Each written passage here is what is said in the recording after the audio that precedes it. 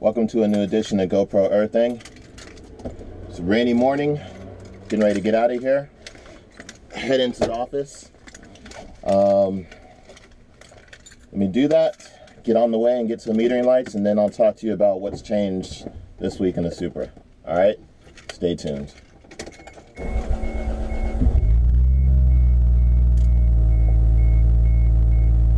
All right, let's go. So good morning. So here's some of the things that I got fixed over the last week on the Supra.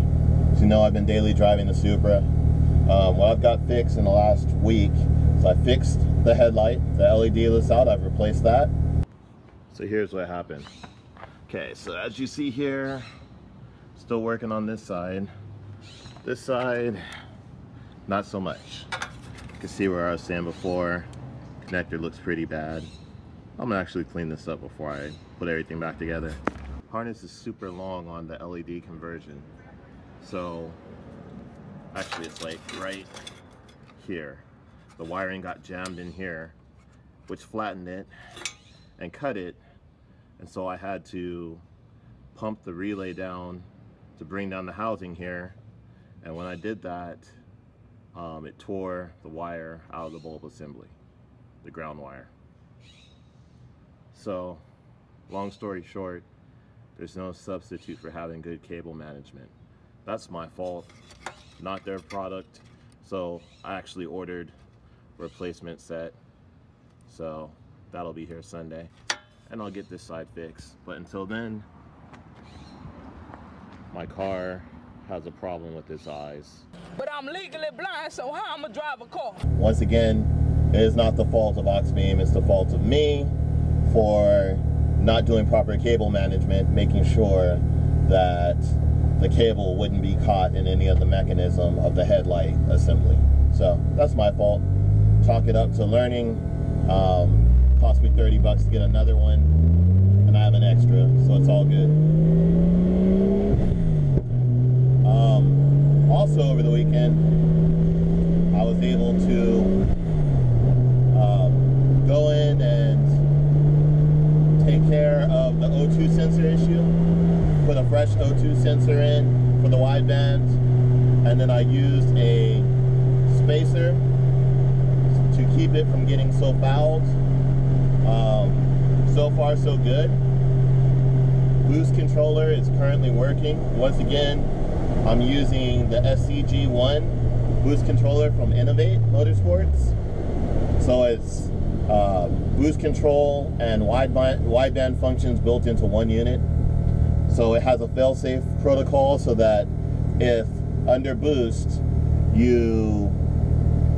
rather not me, but the actual device, if under boost the device sees that it's leaner than you want it to be for the current boost condition, they'll cut the boost down to a safe level. So that gives you peace of mind of knowing that you're not running lean. Currently, I have the boost control set. The gain is set to 18%, which gets me, according to the cruise last night, it got me about 10.2 PSI, so just under fuel cut. The limitation of fuel cut on this vehicle is determined by the air meter. So the factory air meter is not able to compensate for air above, you know, slightly above 10 PSI. So because of that, it'll cut fuel. So now that I have the wideband working, I'll give it a couple more weeks going through its paces. And once everything is verified to be good, then at that point, what I'm gonna do is go ahead and hook up the MAF translator Gen 2 that I purchased some time ago. And we'll get that configured.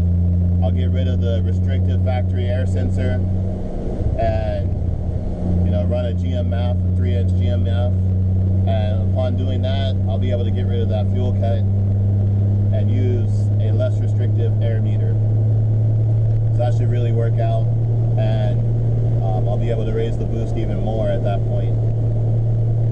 Then after that, the goal is to get some 550cc injectors, because the MAF unit can actually calculate or compensate for those. And so I'll go with bigger injectors, really get rid of the fuel cut, get it really high, and then hopefully I'll run about 14 PSI on this turbo setup, which should put me right around 350. And that's really all I wanted out of this motor. That's a safe number, that's safe on the factory turbos, and should be plenty of power to go out there and slide this thing and drift it. So that's what I'm looking forward to. Okay, so other things that I took care of in the last week. The wife helped me to go ahead and respray the trunk area.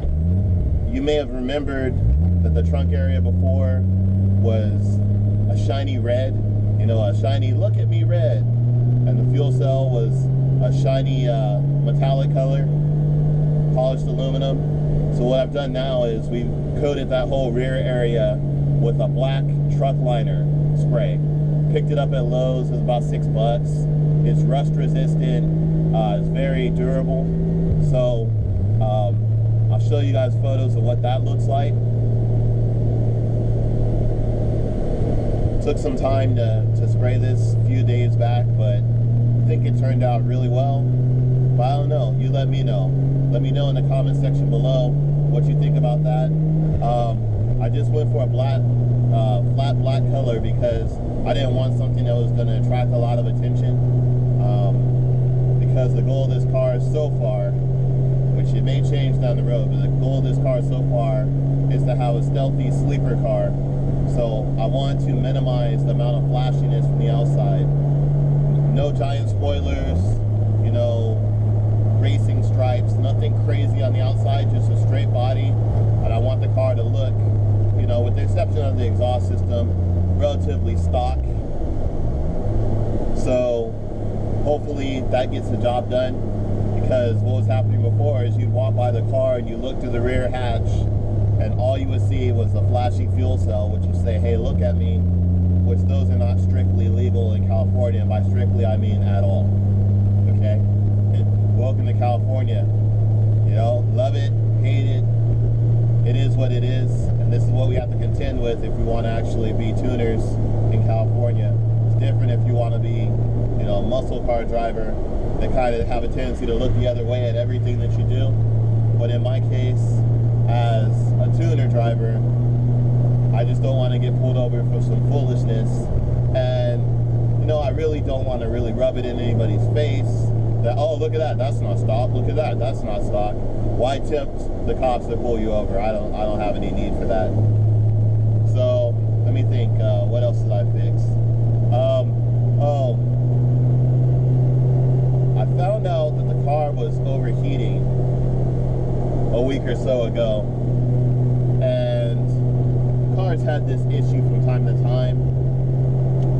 Wasn't really a rhyme or reason to it. Wasn't really particularly hot.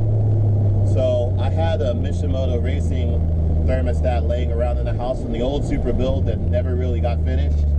So I decided, why not rip everything apart and get that switched out. So when I pulled out the old housing and got access to the thermostat, so when I realized that the previous owner did not run a thermostat on this car. So what was essentially happening was that all the coolant in the system continued to flow. The radiator was not able to efficiently cool the coolant down for the engine. And so when everything boiled, it all boiled at the same time. See, efficiently, your thermostat is supposed to be in the circuit so that it blocks some water in the engine, allows that water to get to temperature rather quickly, and then when that water gets over a certain temperature that the spring requires in the thermostat, it opens up the valve and allows cool water to flow in from the radiator, and then it allows the hot water to flow into the radiator to be cooled. And so it does kind of this reciprocal flow pattern that cools down your engine and keeps it from overheating. When you don't run that thermostat, as a lot of people have a tendency not to do, they go, oh, I'll be fine. Maybe my car will run cooler by running a thermostat. And in theory, they're true.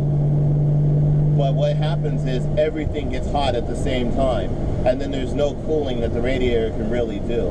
I mean, if you're moving at a decent clip, you'll be fine, but if you're stopped at a stoplight, that's when the risk of overheating comes in. So I was able to get that taken care of, get that swapped out, put some fresh coolant into the engine, and now all my overheating issues are gone. Everything's good, made sure everything was bled out of the system, and good to go. So that one less headache. But thank you, previous owner. As I always say with my friends, they always say, when you buy the car from them, they say, take care of my baby. And they should add in, take care of my baby because I know I didn't. You will just find down the road all the things that they neglected to take care of that are now your problem. So, sucks to be me, but at least I got it fixed and it didn't cost me my motor. So, everything's good in the end. Alright? So, other things that happened is I had to replace my two side mirrors. I replaced them with the ones off of the Supra in the garage.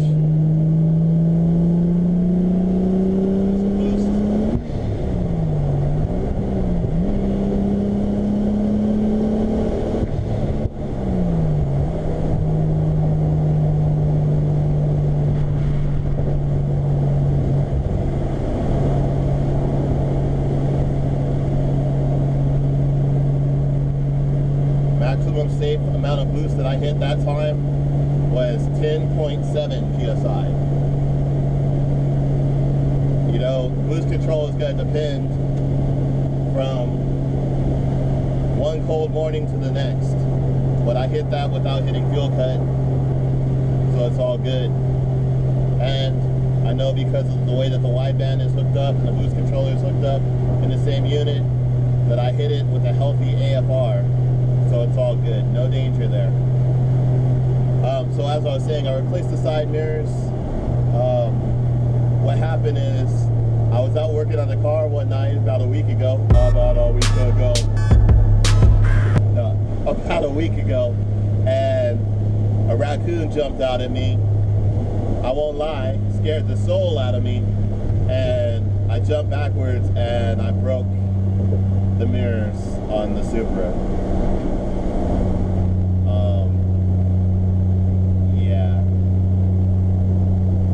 What I should have done is this. But I didn't do that because, yeah, coward. But anyway, so I replaced those mirrors. Everything's working well. No issues there. So it's good to have that parts car in the garage. Although the car is a little bit mismatched now, that's okay. Eventually I'll get the car all painted to match, because I know off the bat I'm gonna make mistakes because drift car, so I might break things here and there, so there's no point in getting the car immediately painted. I need to get way past my novice skill amount that I have right now to become a much better drifter. Right now I'm hot garbage, and that is admitted. I need a lot of practice. I need a lot of help on that, a lot of research to get better. So I think this is why, this is one of those reasons that we pride ourselves on this channel. We try to be honest. We're not all super tuners. We don't know everything. I've seen some people in the comment section sometimes in videos, you know, ask me a lot of really detailed questions, and honestly, you're only going to get answers from me if I really know. But if I don't know, I'm not scared to tell you that I don't know. I'm not some type of super tuner, super driver, and know everything. I have a lot to learn.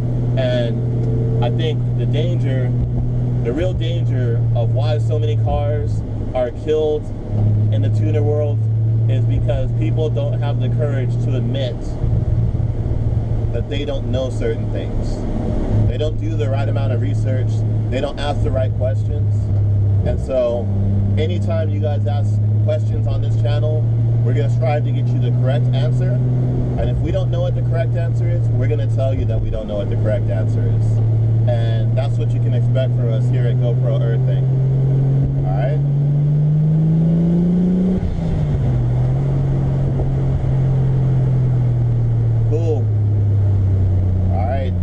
actually wasn't that bad today. It's gonna be storming later this week, so hopefully I'll get some good drift action in. Time will tell how that goes. I have to find a good place to have a controlled environment for that. Let me think, was there anything else with the Supra? So on a side note, my wife also helped me make these. It's a matching set for the ones I have over here on the driver's side. See? It's pretty well. Nice little touch. Don't have to worry about floor mats. It's something I can easily clean and they don't slip. So yeah, we went over the overheating issue. That's taken care of with the new thermostat. We have the new mirrors in. I think these might be raccoon proof, although I know I'm not. We have the trunk bay. It's all resprayed in a trunk liner, or a truck liner. So it's gonna be nice and durable. No issues there. We're not gonna be fighting rust back there, and we got rid of the flashiness.